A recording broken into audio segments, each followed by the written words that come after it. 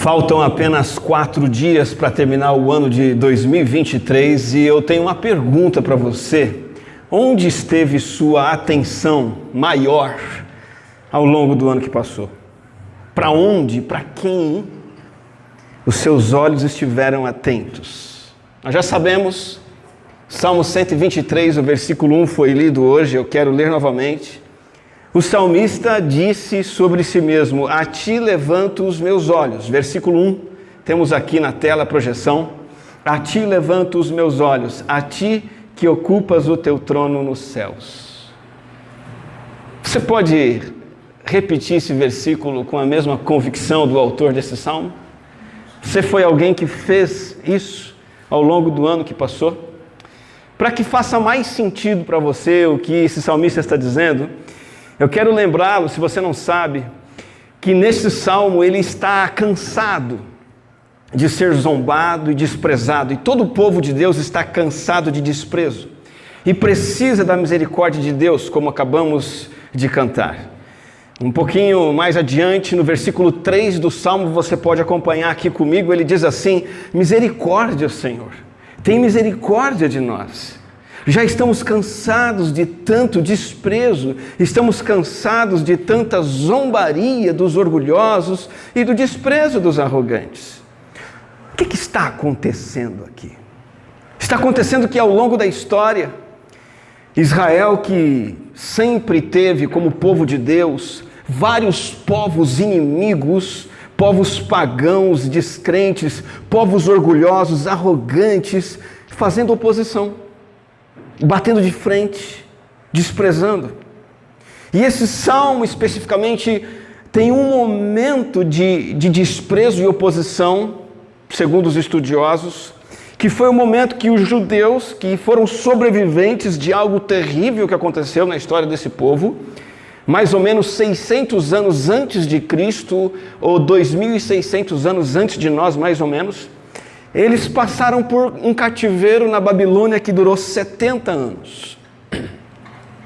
E 70 anos depois, eles estavam de volta em Jerusalém. E mesmo voltando do cativeiro, a situação não era de felicidade e alegria. Eles não podiam pular de alegria e dizer: estamos de volta, saímos da escravidão, saímos daquele povo que nos oprimia, agora estamos na nossa terra de novo. Eles não podiam celebrar. Por quê? Neemias, por exemplo, capítulo 1, versículo 3, descreve a situação deles. Aqueles que sobreviveram ao cativeiro e estão lá na província, essa notícia que chegou, passam por grande sofrimento e humilhação. O muro de Jerusalém foi derrubado e suas portas foram destruídas pelo fogo. Uma situação de tristeza, uma situação de angústia, e agora na liderança, sob a liderança de Neemias, eles vão reconstruir isso tudo. Eles vão reconstruir os muros da cidade, e eles vão reconstruir também o templo e toda a estrutura, porém estrangeiros, povos pagãos arrogantes, e também alguns descendentes da nação de Israel misturados com outros povos, fizeram forte oposição. O próprio livro de Neemias, no capítulo 4, fala um pouquinho sobre isso, e diz assim, capítulo 4, versículo 1, quando Sanbalate, é o nome do principal opositor, soube que estávamos reconstruindo o muro, ficou furioso, ridicularizou os judeus, e na presença de seus compatriotas e dos poderosos de Samaria disse: o que aqueles frágeis judeus estão fazendo? Será que vão restaurar o seu muro? Irão oferecer sacrifícios? Irão terminar a obra num só dia? Será que vão conseguir ressuscitar pedras de construção daqueles montes de entulho e de pedras queimadas? E um outro camarada chamado Tobias aparece, ele é um amonita, estava ao seu lado e ele completou: pois que construam, basta que uma raposa suba lá, para que esse muro de pedras desabe. Veja, Jerusalém é a cidade de Deus. Em Jerusalém estava o templo de Deus, o local da habitação de Deus, o local da adoração a Deus, o local do ensino a respeito de Deus, dos sacrifícios e ofertas ao Senhor, e tudo estava destruído. 70 anos antes, quando Nabucodonosor da Babilônia escravizou o povo judeu, não somente escravizou o povo judeu, como destruiu tudo que existia. E agora o povo se põe a trabalhar na restauração dessa estrutura espiritual, restauração da religião, restauração do culto a Deus, mas enfrentam oposição severa, desrespeitosa, insultante. E você sabe, isso cansa, não cansa? Isso aborrece, isso desanima. E daí nós voltamos para o versículo 3 e entendemos o clamor por misericórdia. Misericórdia, Senhor, tem misericórdia de nós. Trazendo isso para nós hoje, para mim e para a sua vida.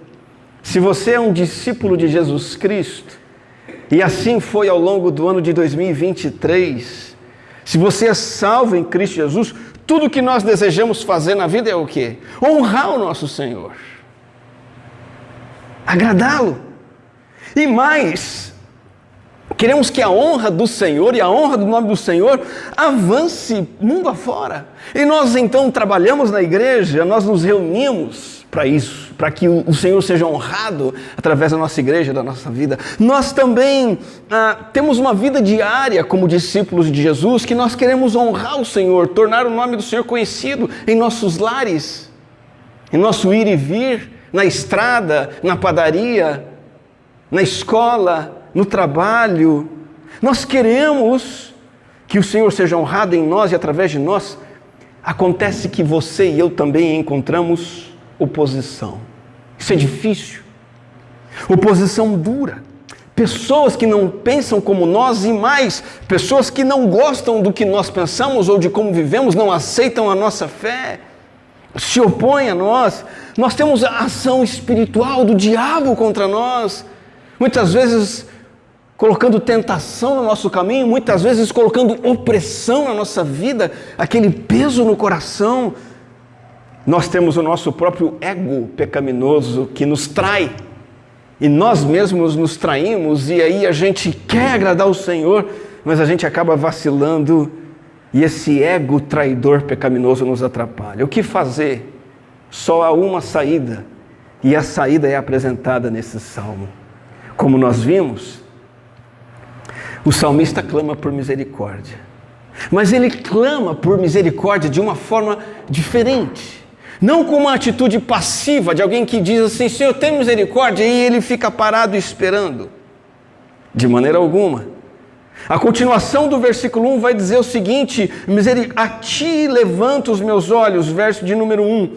A ti que ocupas o teu trono nos céus. O salmista dirige a sua atenção, o seu foco para o Senhor. E ele intencionalmente faz isso. E esse versículo nos traz uma imagem muito bonita de confiança tranquila e paciente no Deus que está entronizado nos céus. E quando a gente fala Deus entronizado nos céus, significa o Deus que está no trono. Ou seja, o Deus que governa. Tem o Sambalate, tem o Tobias, tem a oposição, tem a mentira, tem a acusação, mas quem está governando é o Senhor. Isso não significa nada para mim, a não ser que eu coloque os meus olhos, levante os meus olhos para Ele, enquanto vivencio o momento de dor e angústia aqui na terra. Essa ideia de levantar os olhos para o trono de Deus é muito interessante, porque trono dá a ideia de algo assim poderoso e talvez até assustador, mas a maneira como esse salmo fala do trono de Deus nos faz pensar que o trono de Deus, o governo de Deus, é o trono da graça, não do chicote. É o trono da aproximação, não do medo. O salmista levanta os olhos para o trono onde está aquele que ele sabe que vai o socorrer em seu sofrimento. Ele está debaixo do calcanhar dos seus opressores, mas ele diz assim: não, acima disso tudo está no trono o Senhor.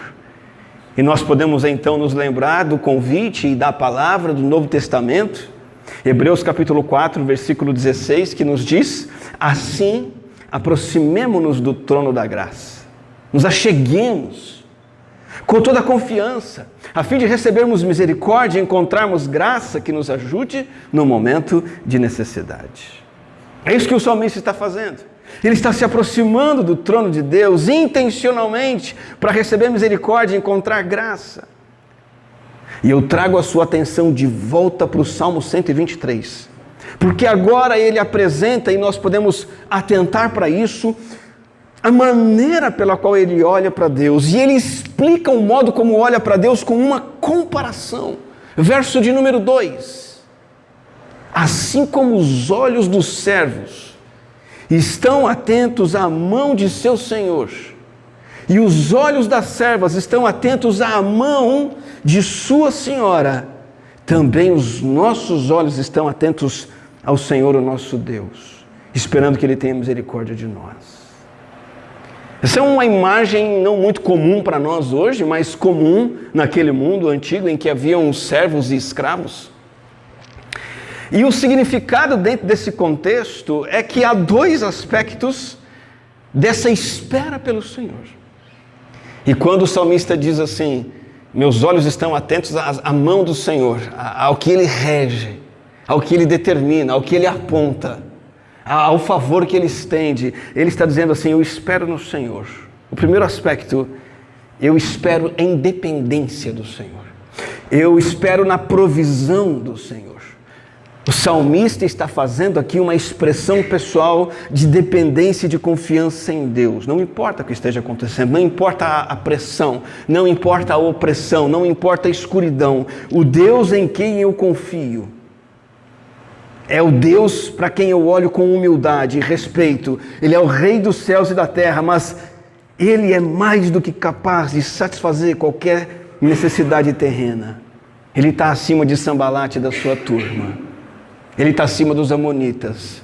Ele está acima daqueles que impedem a gente de reconstruir o muro, de trabalhar para honrar o Senhor. Ele está acima de toda dificuldade, do meu ego que me trai, do inimigo que me oprime, deste mundo que é contra mim, que me ensina outras coisas, que me leva para o outro lado. Meu Deus é maior.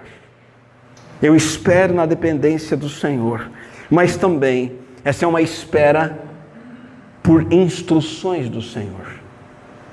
É uma espera também em termos de obediência. E aqui a figura fica mais clara do que o salmista está trabalhando. O empregado doméstico, vamos chamar assim naquele tempo, ele precisava perceber cada indicação do desejo do patrão. Ele não podia dormir no ponto quanto a isso. E não somente discernir o que o patrão apontasse, como ele deveria atender prontamente. Então aqui está o foco: prosseguir fazendo o que Deus quer, enquanto eu estou sofrendo dificuldades, pressões, opressões. Irmão, irmã, essa é a grande prioridade da vida. Descansar em Deus, enquanto eu vou conhecendo Deus e sua vontade, por experiência própria, cumprindo fielmente o que eu sei que Ele quer de mim. O resto é com Ele.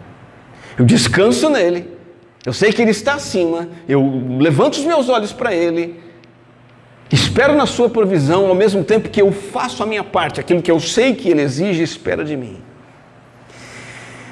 Mas a história não para por aqui. Eu trago para você agora a reflexão do grande desafio dos nossos dias em relação a isso. Você e eu temos um grande desafio, e esse desafio é manter o foco. Olhar para Deus hoje, o que significa? O que é isso? Como fazemos isso? Olhar para Deus hoje é muito mais do que você se lembrar de Deus de vez em quando. Eu vou à igreja e ali eu me lembro de Deus no momento, faço uma oração e vou para minha casa. Olhar para Deus é colocar a atenção em Deus de maneira firme, exclusiva, só nele, profunda, de maneira demorada, com meditação, com submissão e com adoração. É fixar o foco dos pensamentos, desejos, anseios em Deus, pela palavra, na palavra e na oração. E colocando o foco em Deus, tê-lo em mente, no eixo da nossa vida, o dia todo, o tempo todo. Acontece que o nosso grande problema hoje em dia é foco. E se você ainda não perdeu o foco nessa mensagem, você perceba isso agora. A eliminar distrações e manter o foco é o nosso grande desafio. Você e eu estamos numa época de déficit de atenção.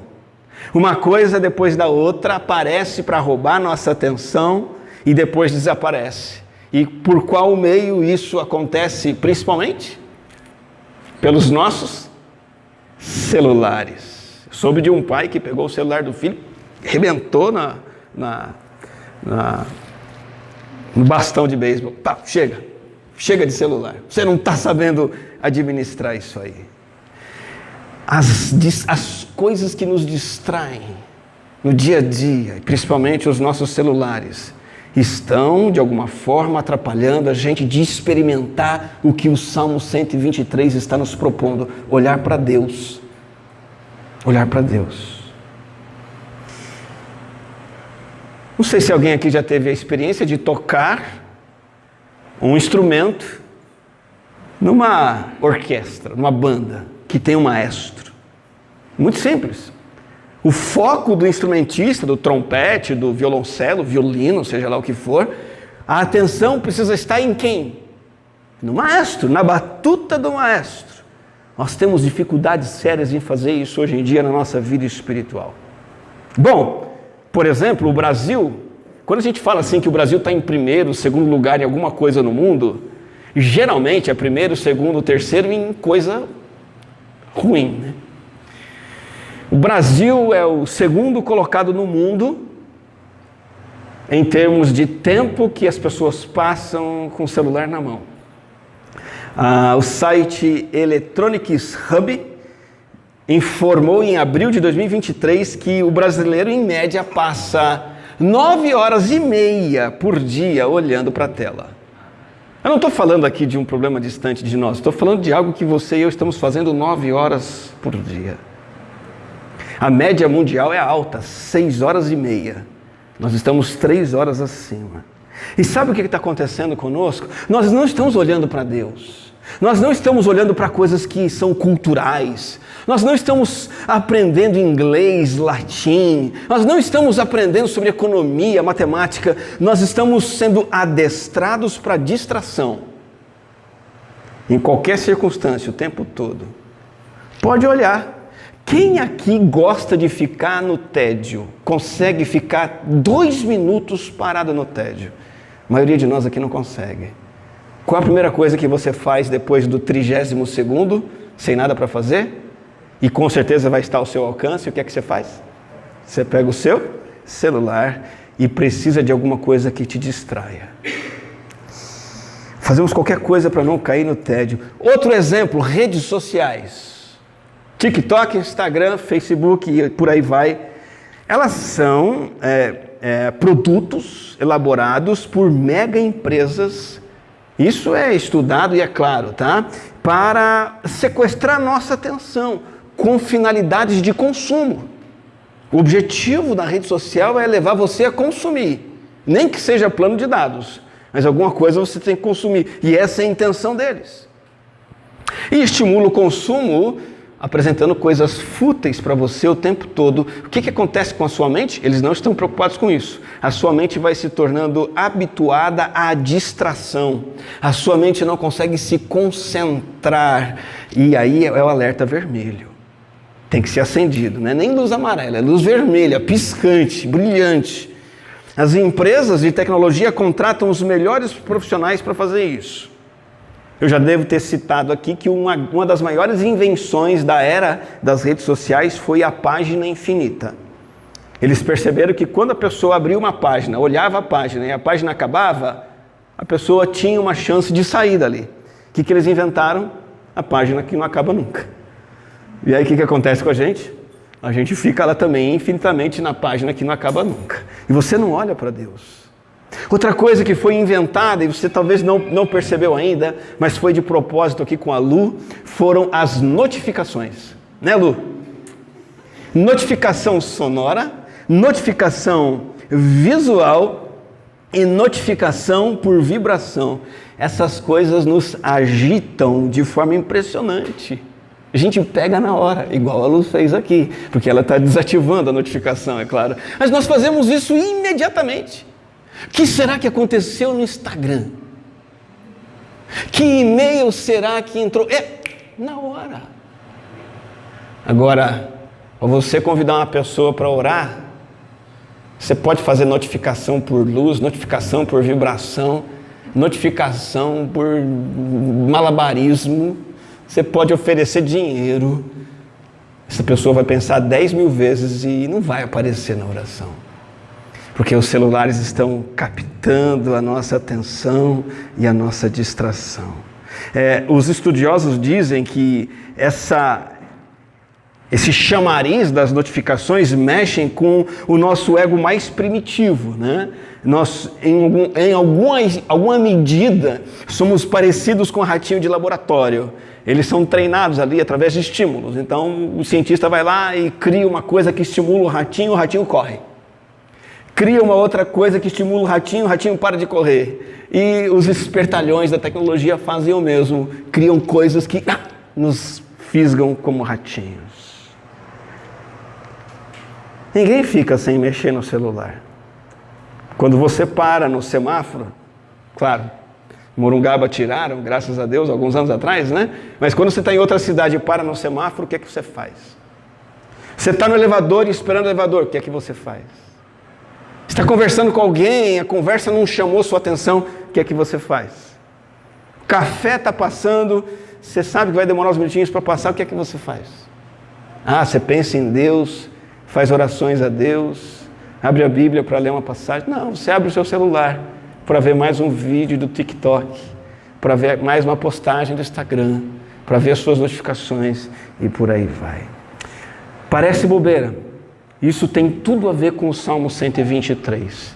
Impede a gente de experimentar tudo que esse Salmo está falando para nós, porque os nossos cérebros estão sendo adestrados, a palavra é essa, para a falta de concentração, para a dificuldade de focalizar em algo profundo, para a gente ficar distraído com informações, distraído com espetáculos fúteis.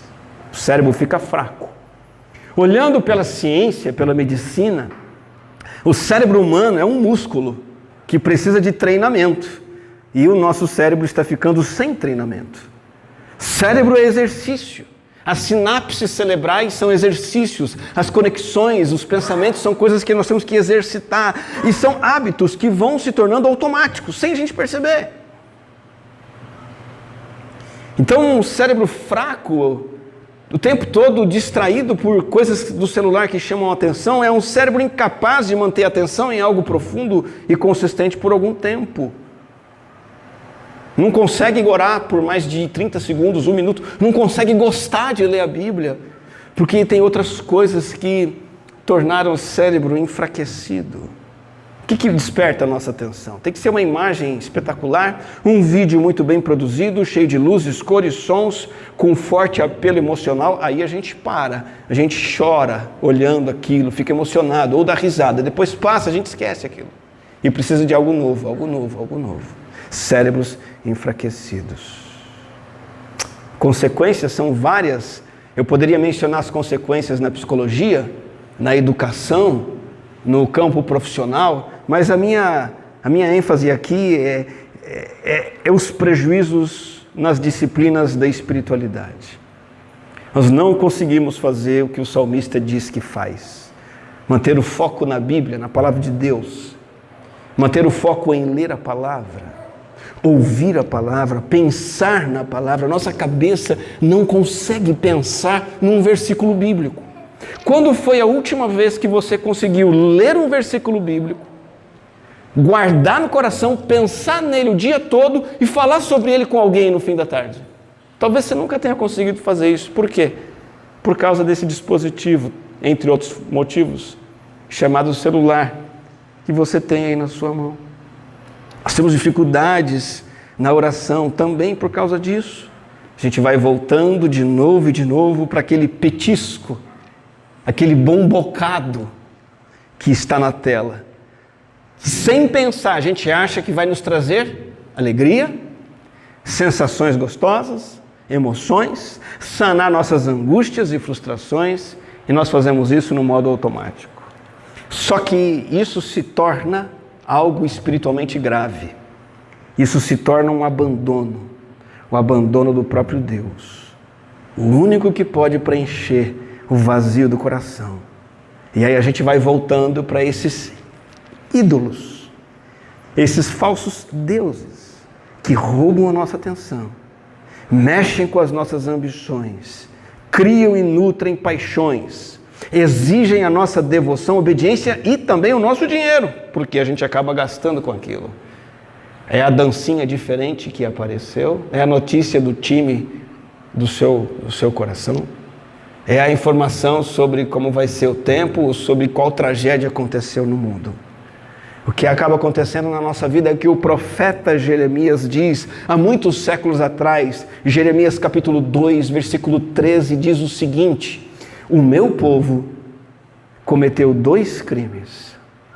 Eles me abandonaram a mim, a fonte de água viva. Abandonaram e cavaram suas próprias cisternas, cisternas rachadas que não retêm água. Olha os 2 crimes aí. Abandona a água pura, viva, contínua, que é Deus, que satisfaz a alma, que traz alegria, esperança, paz. Deixa para lá. E eu vou tentar matar a sede num lugar que não tem água. Porque é um lugar furado, é uma roubada. Pois bem, concluindo esse nosso tempo de reflexão, nós vimos que viver de modo que honra e agrada o Senhor é um desafio. Era um desafio para o povo judeu na reconstrução dos muros de Jerusalém. E é um desafio para nós. E só é possível ser vencido, aprendemos, pelo princípio do versículo 2 do Salmo. Vamos recapitular esse versículo, que diz: também os nossos olhos estão atentos ao Senhor, o nosso Deus. Queria que você lesse esse versículo comigo. Vamos ler juntos aqui. Vamos lá? Assim como os olhos dos servos estão atentos à mão do seu Senhor, também os nossos olhos estão atentos ao Senhor, o nosso Deus.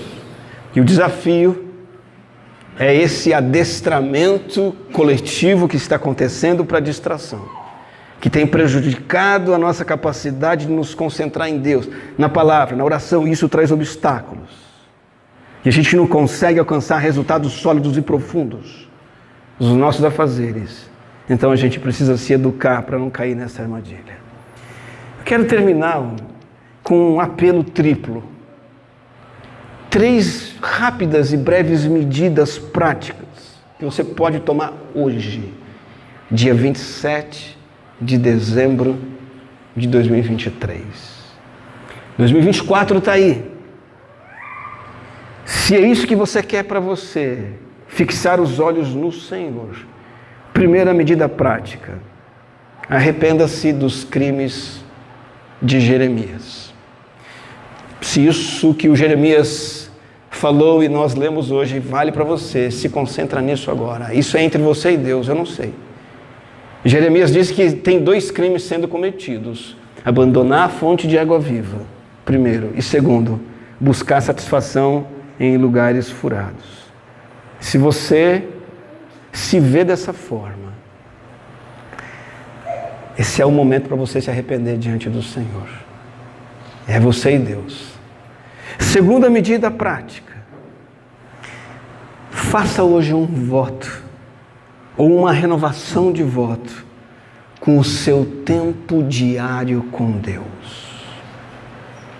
Faça hoje, ou renove hoje esse compromisso de você ser um crente acima da média, porque o cristão mediano não faz isso.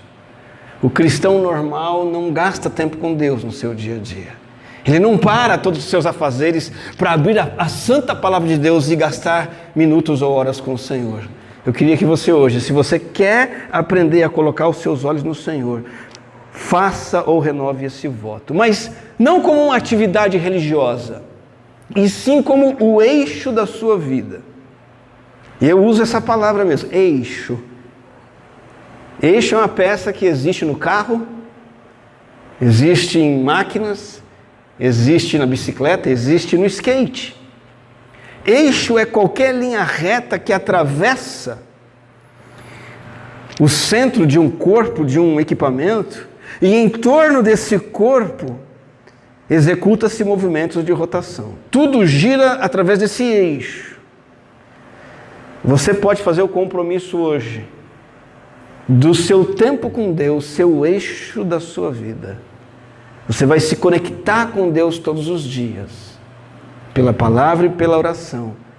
Isso vai ser o eixo onde vai girar, e essa conexão vai se expandir para tudo. Está complicado? Vou dar um exemplo de uma avó crente. Eu vi o testemunho dela, inclusive, no Instagram, ok? Ela dá conselhos de vida cristã no Instagram, é vovó, bem idosa. Não sei se alguém conhece essa mulher, não me lembro o nome dela agora. Mas ela explica como ela faz isso. Ela tem o tempo dela com Deus todos os dias, sagrado. E aí ela diz assim, então, eu vou passar a camisa do meu marido. Enquanto eu estou passando a camisa do meu marido, eu vou orando pelo coração do meu marido, pela proteção para a vida do meu marido. Ela também usa essa comparação e ela diz assim, eu tenho meu tempo com Deus, eu orei, eu li a palavra e vou meus afazeres, e além de passar a camisa do meu marido, eu vou fazer arroz para o almoço. E quando eu vou fazer o arroz, eu percebo que todos aqueles grãos de arroz na água, fritos, depois na água, eles vão cozinhar e eles vão ficar unidos. E ela fala, e eu oro pela união dos meus filhos. Imaginei que ela tem pelo menos uns 3 ou 4, E ela ora pela união dos filhos, e ela ora biblicamente por cada filho. Porque ela conhece a palavra e ela pede por coisas específicas pelos seus filhos. É o eixo, percebe?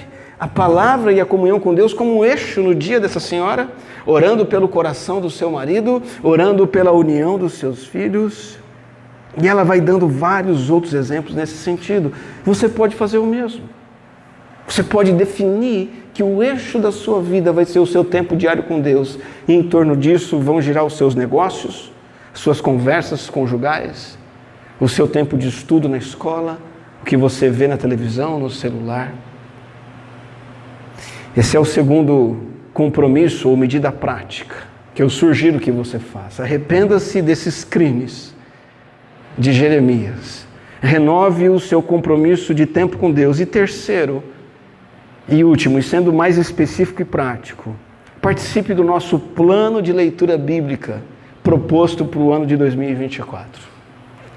Nós elaboramos um plano de leitura bíblica muito simples, vai ser bastante profundo, porque nós vamos passar o ano de 2024 lendo todos os dias um trechinho de Provérbios. Eu estive orando, pensando, conversando com a Cris e entendi que seria bacana estudar Provérbios o ano inteiro. E nós temos 110 pessoas mais ou menos já no grupo, e a nossa ideia é Provérbios para uma vida extraordinária. E nós vamos estudar Provérbios. E eu queria que você estivesse nesse plano, nesse grupo de WhatsApp. Se você ainda não está, eu vou disponibilizar o link lá no grupo da igreja. E nós vamos começar esse ano um pouquinho diferente. Vamos deixar janeiro de folga. Você vai poder fazer sua devocional onde você achar melhor. Mas em fevereiro, dia 1º, nós começamos em Provérbios. E todo dia nós vamos enviar uma reflexão para você fazer, perguntas para você responder, textos para você ler e aprender Provérbios, para você ter uma vida extraordinária com o Senhor. Entre nesse plano e você vai poder provar daquilo que o salmista disse: os meus olhos estão atentos ao Senhor, o meu Deus. E por fim, peça ao Senhor para direcionar sua mente, distraída, em direção a Ele mesmo. Vamos fazer isso agora, vamos pedir isso nesse momento ao Senhor. Oremos. Querido Deus, traga a nossa mente distraída com tantas coisas, tantos doces, tantos bombons, tantas guloseimas. Traga a nossa mente, os nossos olhos em direção ao Senhor, a Sua palavra, à profundidade da comunhão com o Senhor. Pois somente o Senhor pode nos dar uma vida significativa. Somente o Senhor pode saciar as necessidades mais profundas da nossa alma, da nossa vida e do nosso coração. Que o Senhor seja o eixo da nossa existência diária. Nós nos arrependemos diante do Senhor desse crime bárbaro de trocar o Senhor por outras coisas e nos perdermos nessas picuinhas fúteis. Possamos ingressar numa vida diária em que nos colocamos na Tua presença, olhamos para o Senhor, ouvimos, aprendemos a Tua palavra e vivemos baseados nela. Em nome do Senhor Jesus é que oramos. Amém.